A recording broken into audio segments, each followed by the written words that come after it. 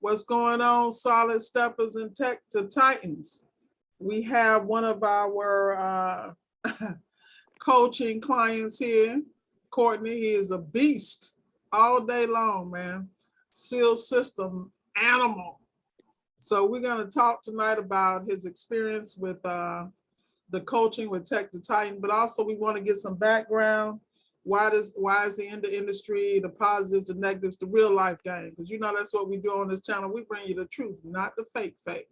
So Courtney, go ahead and introduce yourself to the Tech to Titans and the Solid Steppers.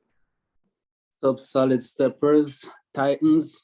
Courtney Williams out of St. Mary, Jamaica. Born and raised.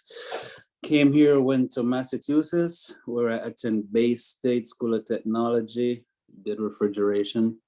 Then I went to Wentworth Institute of Technology for mechanical engineering. But I stayed true to my roots, which is appliance repair, because that's what I was taught since the age of 10 by my dad. That's why I love what I do, and that's why I stick with it, because the man that I idolize all my life, that's how he makes a living, and he makes a good living. So I'm right in that footstep. Awesome. Yes, ma'am. All right, so let's talk about that relationship with your father. How do you think, just as, you know, we were talking on a podcast the other day about how you go into a home and you go fix an appliance and you fix it for a guy who can't even change a tire. What difference do you think your father made for you? And, you know, how do you deal with your nephews or kids when it comes to that so that they're independent and have some type of mechanical aptitude? So it's a big difference. Back then, like, fun for us is to work with our hands. Kids nowadays, video games, you know, stuff like that. But with my dad, he always show us, if you don't work hard, you're not going to achieve anything. And even though you see me with something, if you don't work hard, you're not going to get it. So we have a choice growing up: learn a trade or go to school. I tend to learn the trade because I'm always behind my dad. He's always fixing something. So I think it's really important to at least have an idea of what you want to do or how you want to guide your kids. The kids are not going to do what we do, but at least lead them in the right direction. Exactly. So, you know, being Andy, it pays off for me, Rachel. Every day out there, I grind. It pays off. And with my kids, especially my oldest son, he's 16. He wants to be a mechanical engineer. He loves to work with his hands. He always watch me what I do. And I'm not going to say do appliance repair, but you got to do something. So, you know, he's pretty handy. Awesome. Well, that's great for him because he's going into it in an age where you have AI, you know, artificial intelligence, robotics. He has so many opportunities, and with your support, that's awesome. So yeah, let's get into, you know, your Boston, how long you were there, you know, how you like the cold climate, because, you know, us South Floridians are like, nah, we ain't gonna be able to do it. So talk to us about the difference in dealing with customers in that element and then customers down here. All right. So it's way different. So in Boston, especially for refrigeration, wintertime, you don't have a refrigerator, the pressure is not really on us that much because, you know, people have a little box outside, they get stuff on the porch, it's cool. It's very demanding though. Here in South Florida, it's now.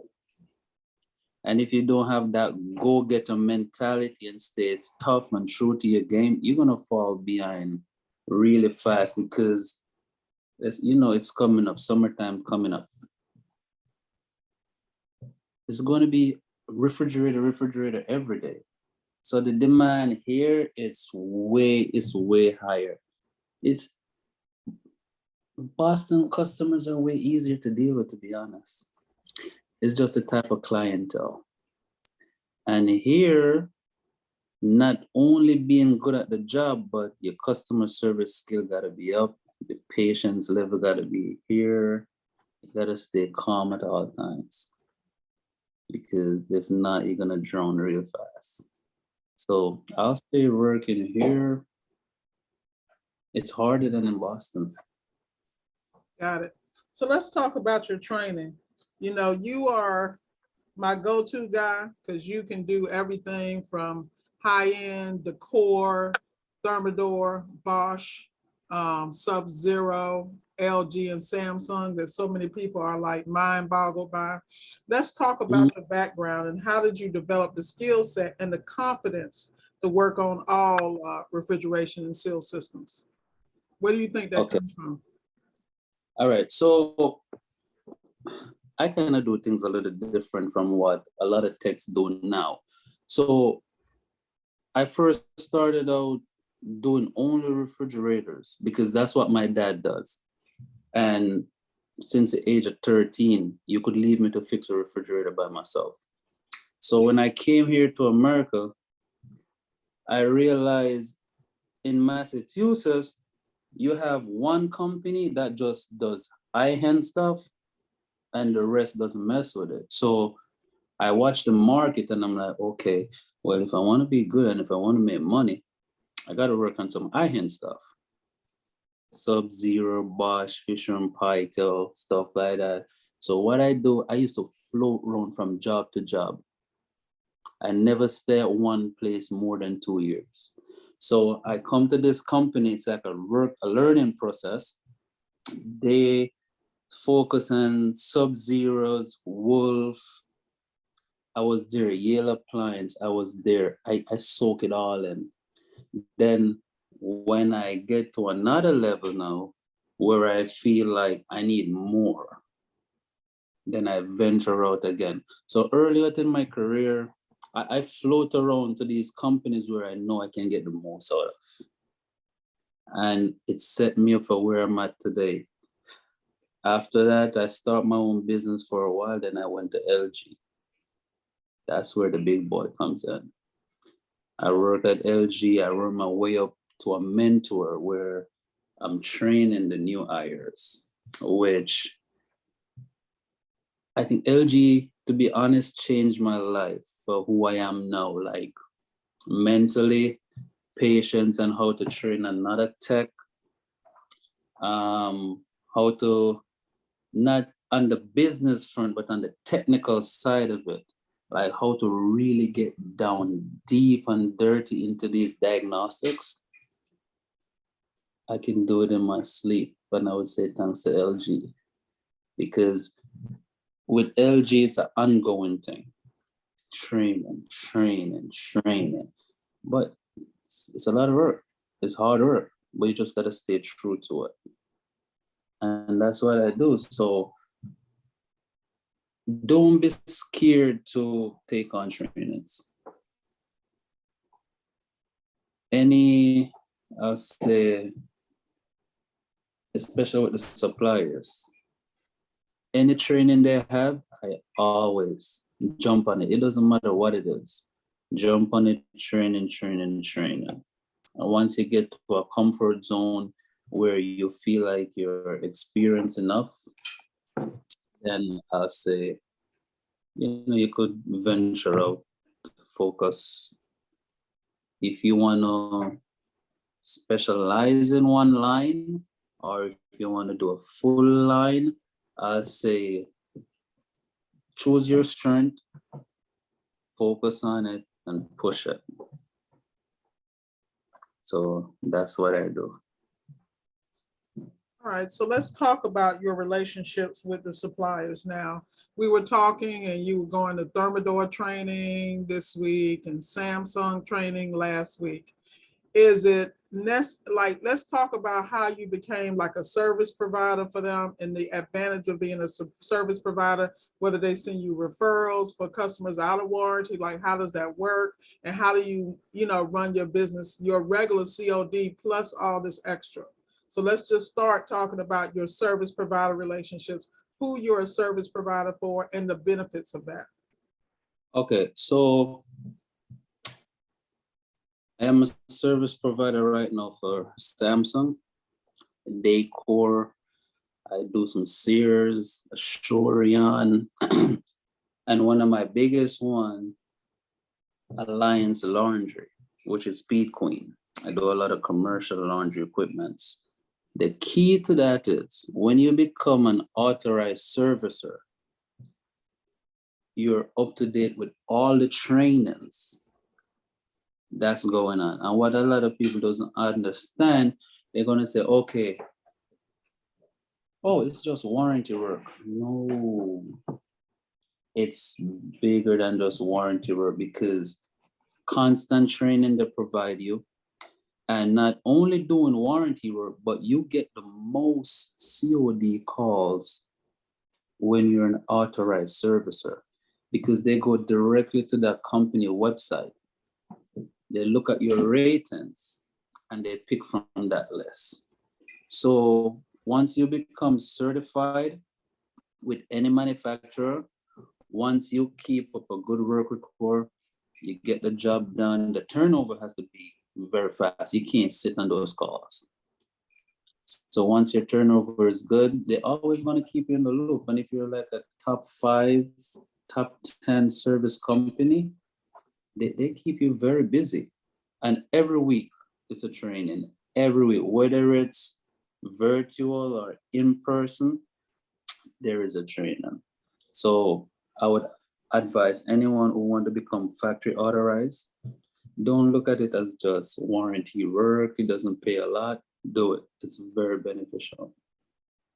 So basically you need to extract the most out of those relationships and experiences because, you know, I'm always a proponent of pushing training. That's the name of the game because that separates you from anybody else. It helps speeds up your diagnostic time and it gives you access to the data that the company and the manufacturer is accumulating of issues on certain appliances and certain lines. So I'm with you on that. So And look at go it ahead. this way. Sorry to cut you, right? Mhm. You are in a specific unit.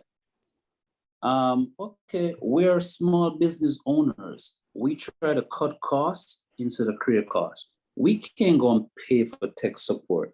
You're an authorized servicer, you're stuck on a job, pick up the phone, call tech support.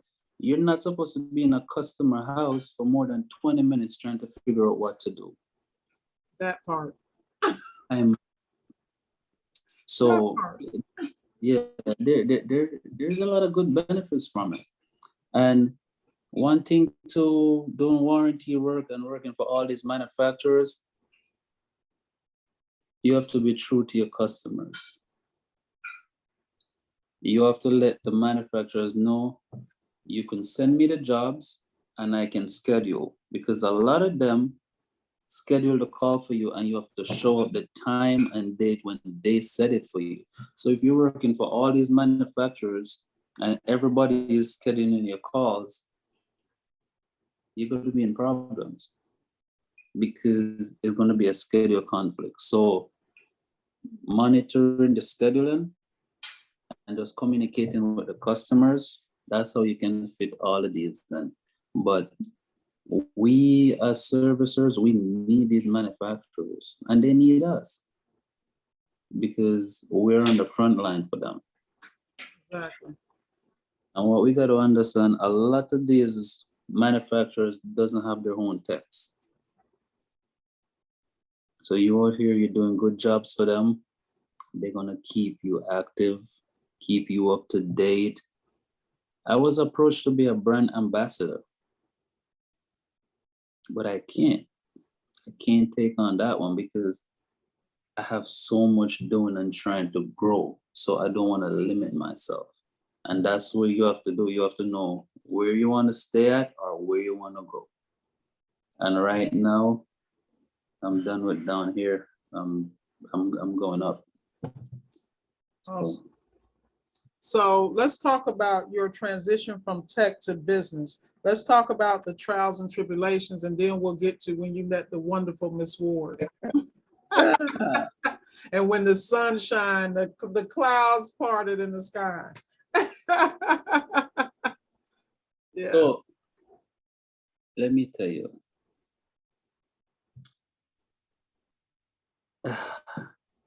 Man, Rochelle, I've been around so many people, man, like trying to work with them. They promise you one thing: if you do this for me, I'll do this for you. You know me, I grind hard. I do it for them when time comes for them to fulfill, nothing. So, I start shying away from helping people because I feel like I always get the wrong end of the stick. One of the big thing for me too is my girl. She tried to guide me in every way she can with the business, like keep me grounded. Okay, well, don't let because that person do this, you refuse to do this. Partnership. Yeah. And just staying true to myself, staying in my lane, like trying to learn as I go along.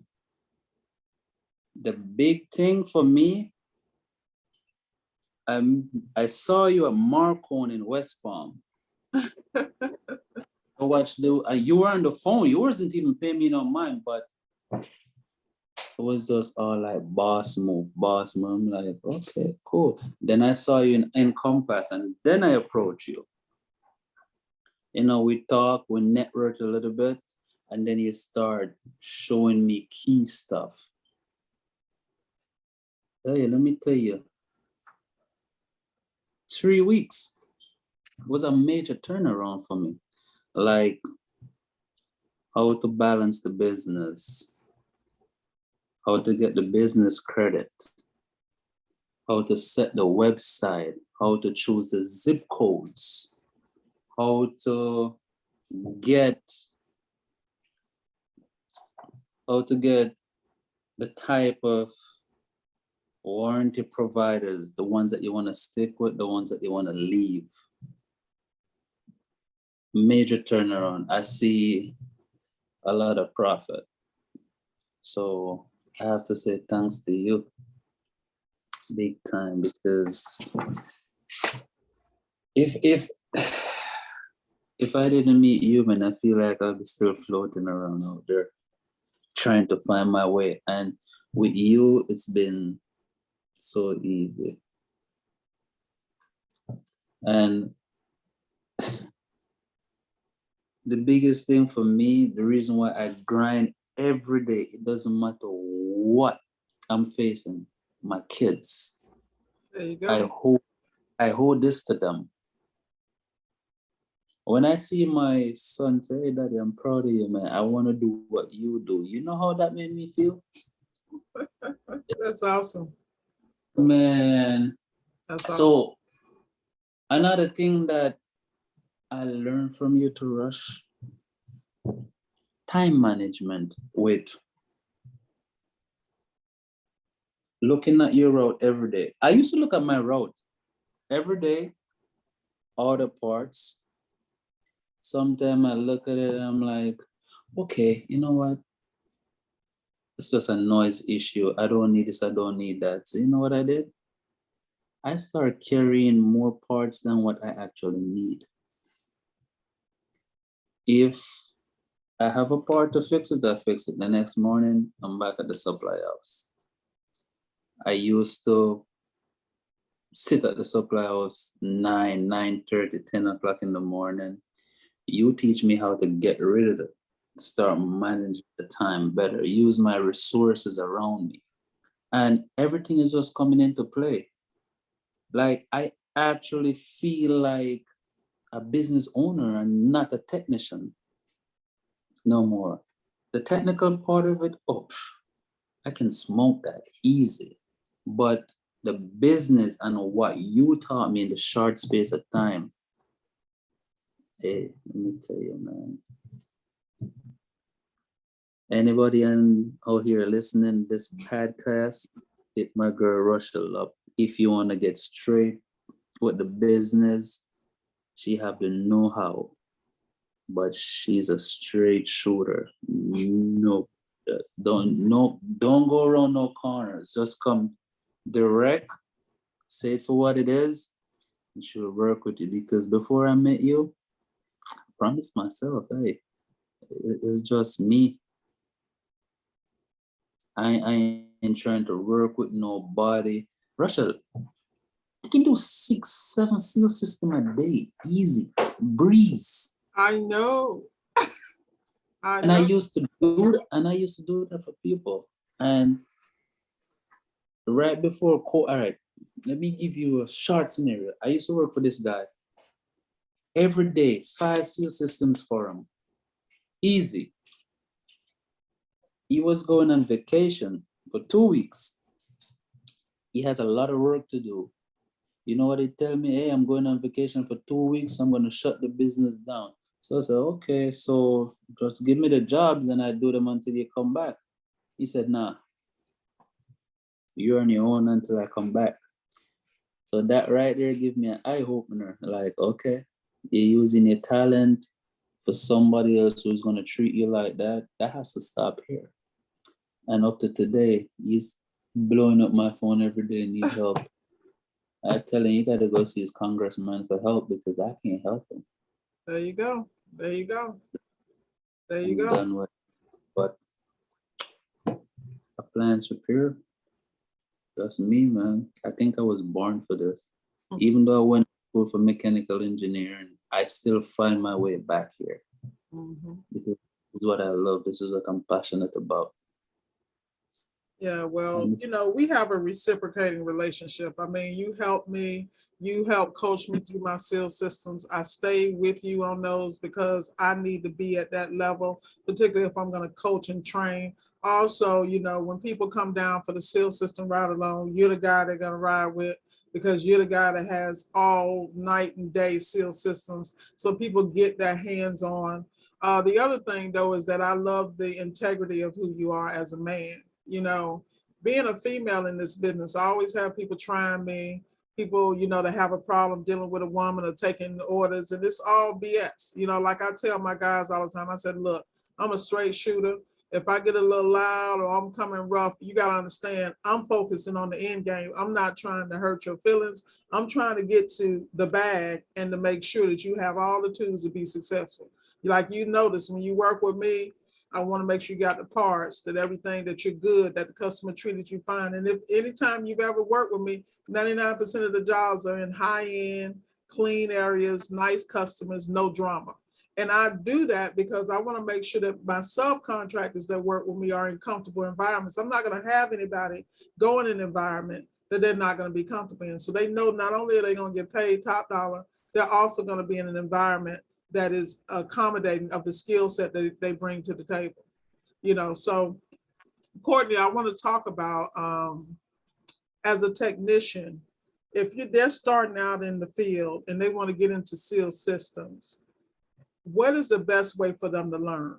Like from your, like if they knew nothing, is it repetition? Because I see people take courses and then they still can't do anything in the field. What's the secret?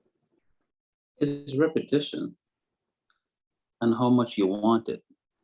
All right, so remember I was telling you, I need you to learn how to light that acetylene without all that black smoke. I want you to get those copper, go in your garage, practice. Like practice, learn how to control your flame. And I can tell you, for me, I've come a far way. My first evaporator I put in, I smoked that cabinet.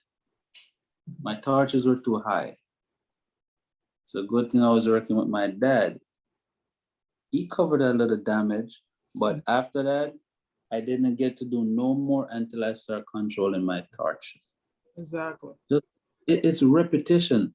And the thing is, seal system is not as hard as how people take it. The main thing, control your torches, know how to set your acetylenes. Remember how I show you how to set your gauge? Always clean the pipes. Know the different type of solders to use. If you want your solder to run one way, you gotta eat the area that you want it to run to. Just touch it. You don't need to be there all day with fire blazing and just trying to move it up and eat where you want it to go. Put your solder, it runs smooth. Always clean up. Me, I clean my pipes before and after. You see that? Yeah. Because when I'm checking for leaks and I pressure up, I use my blue. I want to see everything. But seal system is just repetition. You gotta stick with it.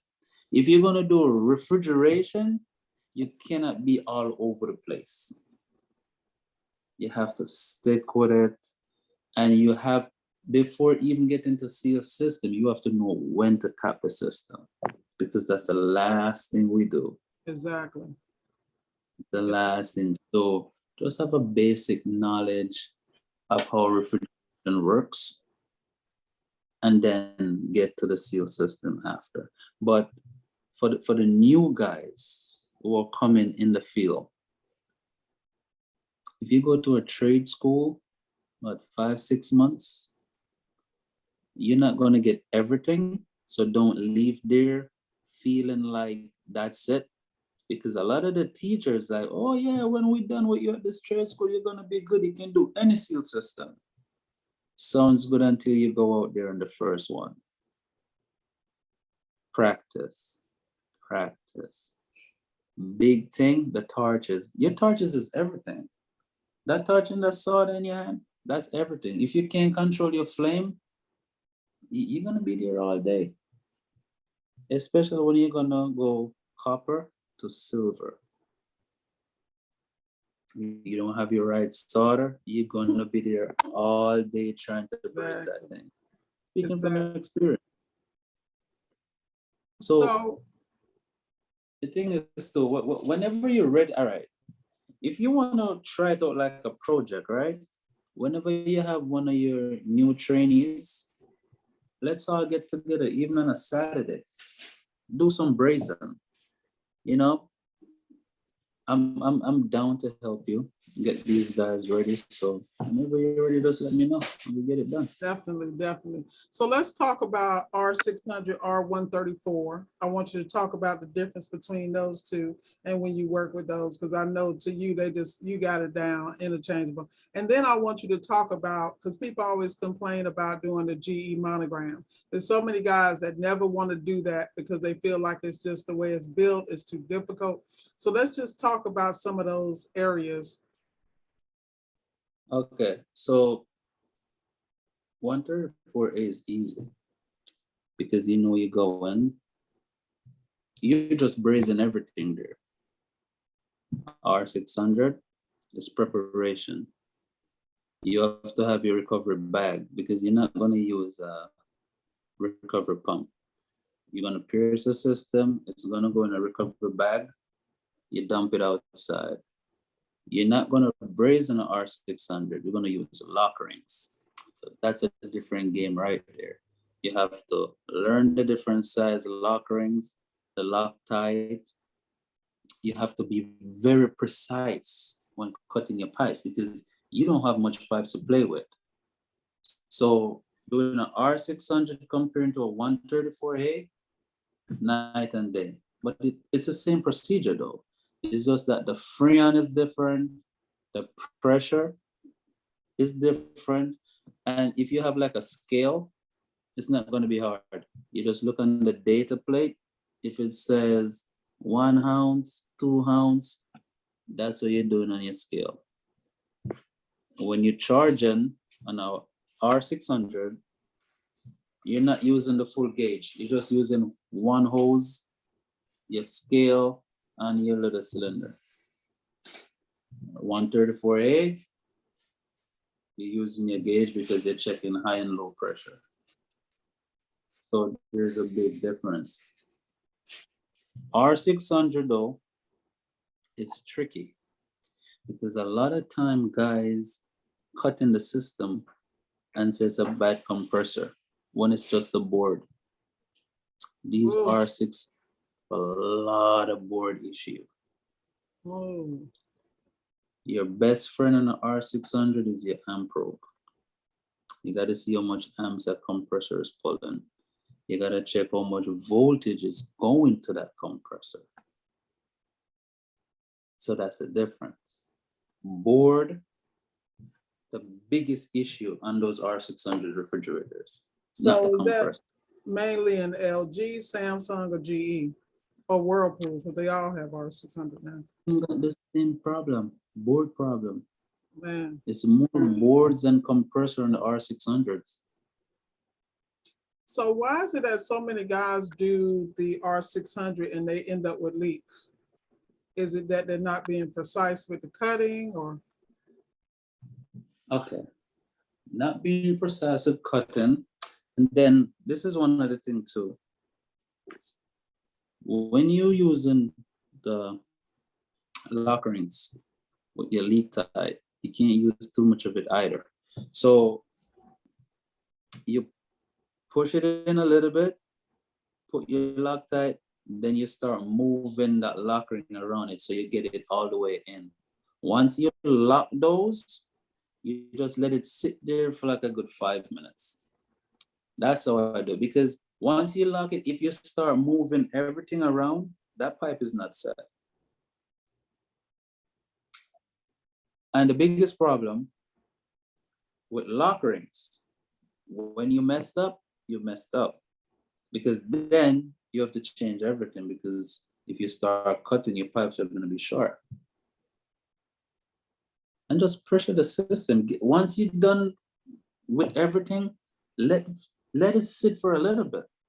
One of the biggest things, guys always be rushing. 8, 9 calls, which I can understand because, you know, you're after your bag. But if you don't do the job right the first time, you're going to keep on going back, taking away time from another customer, and you're losing that bag. Exactly. So just once you do it, just let it sit for a little bit. Then you pressure your system, no leaks, you go from there. But before getting to the seal system, make sure you don't have a board issue. Seen it so many times.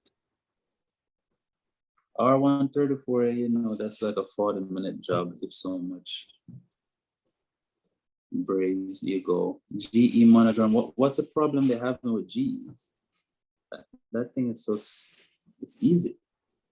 Easy for you though. Easy because the newer ones, I've seen them without show up without Freon. That's crazy, man. The factory issue right there. Yeah. I've seen it on a lot of the Whirlpools too. Yep. But as I said, with the GE monograms too, a lot of them comes without Freon, and guys go there, change the inverter, leave it, and it's the same issue. That's what I'm saying. Just still go through the little steps of doing diagnostic. Check voltage, check amperage. Amperage is a big thing. If that compressor ain't pulling no amp, you know it's time to go in there. You ohm your compressor just good. The next thing to do is tap the system. You can feel your discharge line. Am I getting anything from this? Is it room temp? Just diagnostic steps. I think the biggest thing is the steps, the know-how. For me, when even right now with all my experience, when I go in, I don't try to think too much. I don't act like I know everything. I just start from my basics, from step 1 all the way back. Because when I leave that customer, I'm not supposed to leave nothing behind. So let's talk about your diagnostic steps. What do you do first? Kind of just walk through what you do when you go to check okay system. So first thing I go, for example, I go on an LG refrigerator. I go in, first thing I do, check my model number to see what kind of system I'm working with. Check your temperatures. Okay, The top is hot, bottom is up, but I'm getting power in. My next step, I go to the back of the refrigerator to the main board. You know those, connector 201. Check to see the voltage I'm getting in the refrigerator. Check to see the voltage I'm getting out of the refrigerator. If my output is giving me 120 volts and above, then I go to my compressor. Put my amp probe on. Now with those refrigerators, if it's pulling over 1 amp, you know we have a system problem. So that's where I get my gauges. I have a piercing tool.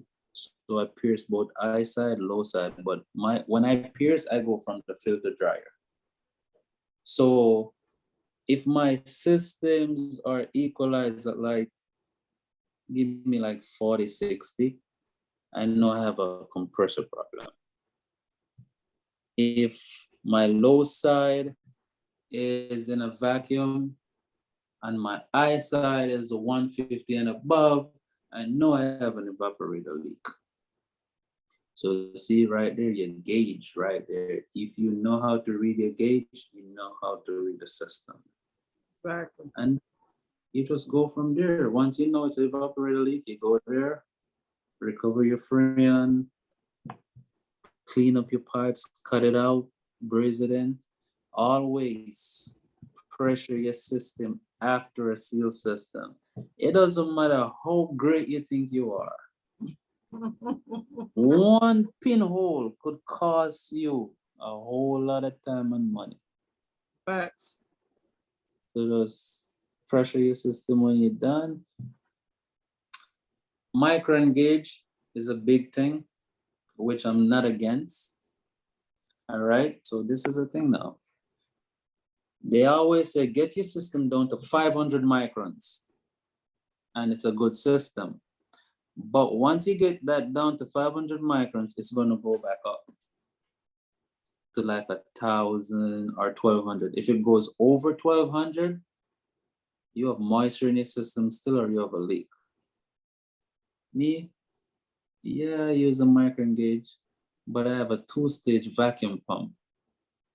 20 minutes and I'm good. Close my gauges, let it sit there for a few. If that needle doesn't move, I know my system is good. Then I go charge it. Yeah, a lot of technology in refrigeration now, but I stick to the old school most of the time. Never fails.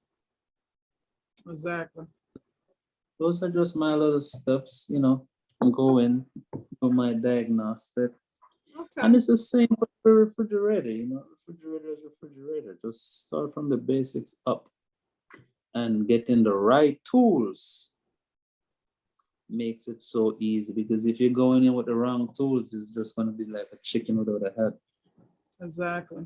So what is the number one misdiagnosis thing you see? What do you think that people just in refrigeration, not necessarily seal system portion, but knowing all the, the 4 systems, defrost, airflow, seal system, and controls. What do you see misdiagnosed the most? Airflow.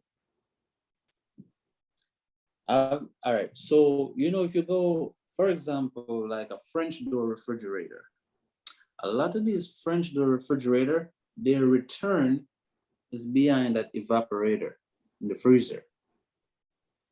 I seen guys change a fan. I seen them change dampers, but never check that return. If the air is not circulating, the top is gonna stay warm, freezer is gonna overfreeze. Another thing that I see misdiagnosed a lot, if a unit is not defrosting. All that ice on the evaporator, the system works as if it has no freon in it. It's not gonna freeze nothing. It's not gonna cool nothing, because that freon can't boil off at the temperature that it's supposed to. Exactly. It just takes an extra 5 minutes to pull the unit apart. 5 minutes. So those are some of the stuff that I see a lot. And another thing that I see a lot, you know, some of these door switches has 3 wires on it. It's like a return. Sometimes you are going, oh my God, my fan is bad. This is bad. Okay, the door switch too. It's a complete system. So it all leads back to try to be certified with as much manufacturers as you can, because the Exactly. training material is there. And if you're gonna do this, you have to be good at it. The better you are, the bigger the bag. All right. Well, enough about appliance repair. Let's just talk about Cricket and your T-shirt line. Let's talk about the fun stuff. Oh, T-shirt line, creme de la creme. My girl, she's the one pushing the T-shirt line. She's very good at that. Yeah, well, we're She gonna have make her. sure we put a link underneath the video, so anybody that wants to get some T-shirts, there we go. All right, Gotta here support we the go. business. Of course, man. And then Cricket, Russell. It doesn't matter how stressed I am.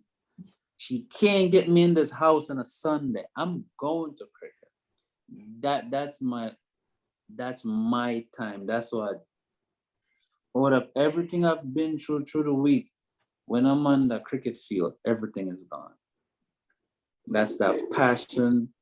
All those Jamaicans talking trash. Hey, you need that in your life. You need that. You need that balance, man. So I work hard, but I spend time doing the other stuff that I love. If I'm not traveling with the kids, if I'm not home, I'm at cricket. And I love to eat, man. As skinny as I am. Yeah, man. Yeah, you got me on the Stepmaster. I was looking at it the other day. I was like, oh, you getting a little round there, Courtney. You might need to be on the Stepmaster with me, man. Yeah, my girl looked at my stomach the other day and said, this is not happening. You gotta lose that. Exactly. Well, I appreciate you taking the time to spend time with me. I'm gonna give you back to your phenomenal lady in your life and the kids. And thank you for sharing with the team, because guys always want to hear the truth from the seasoned professionals such as yourself. And, you know, I'm looking forward to being friends for life and business partners for life, because you definitely have taken a lot of stress out of my life and clarify some things for me. So thank you again. It's always a pleasure. And you know how it is, man. See you at the top, right? See you at the top, man. All right, man. I appreciate you. And you have a great evening, man. All right, take it easy. Thank you. You too, bro.